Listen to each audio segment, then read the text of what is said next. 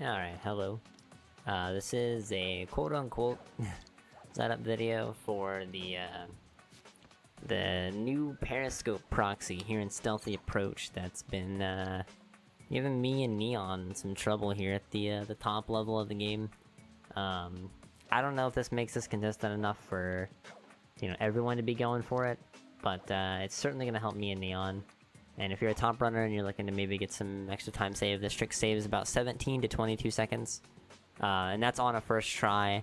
That little variance there is just kind of how long it takes you to do the setup, and some extra movement at the end that I will show, because this is kind of like a two-part trick.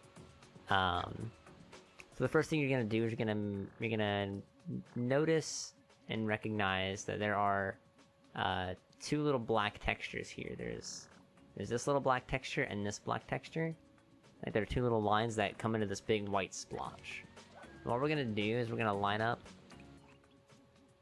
with the this second one, like the back one, and kind of like towards the back of it a little bit. Not like too much, but we're gonna get like kind of like right about here. This is extremely precise, and I'm probably not even gonna get a successful attempt really quickly here. But generally, about this area is where you want to be standing at. Now here's where the trick kinda differs from some of the other setups that we've been doing. Since Sly is kind of positioned towards the sign right now, we're gonna jump and attack in the air, and that's gonna set Sly's angle to facing directly towards the sign, and then we're gonna click the right stick in, and that's gonna position the camera directly behind Sly. Now from here, what we're gonna do is we're gonna hold forward and take like a step, and then maybe not even a step, maybe like a half step. It's really weird. The timing on this is super finicky, and that's what makes the setup hard, because we have, a relatively consistent angle. Now from that point, it's just messing around with the trick and getting a feel for the timing. I've been getting it somewhat consistently, like maybe 1 in 10, 1 in 15, which isn't like horrible for a trick at the beginning of the run that saves 20 seconds on average. But just so you know, this is generally where you want to be. I actually think this might be too far to the left, but we're gonna try it and see. We're gonna try this initial setup now that I've explained it and whatnot, and see what's going on. And if I don't get it right away, then we're gonna just cut to a successful attempt. So here we go.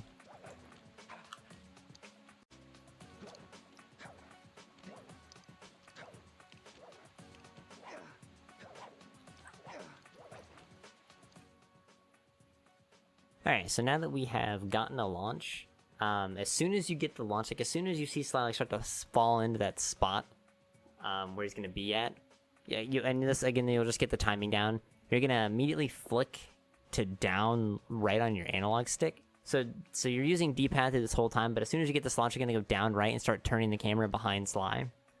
And then you're just going to angle him over to here and fly up to here. And then once you get up here, you're going to run up to here, and this is part 2 of the trick. So you're going to jump from this black texture up here onto this, and you're just going to follow this movement exactly while placing the camera over here to the right.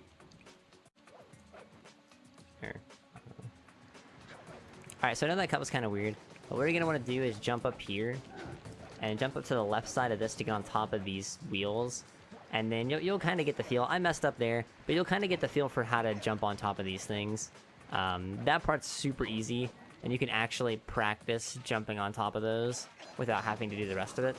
If you fail it, it only loses you a couple of seconds over getting the actual skip. But once you've gotten the trick and you're done, you're good to go. You just come here and get your key. You are good to go.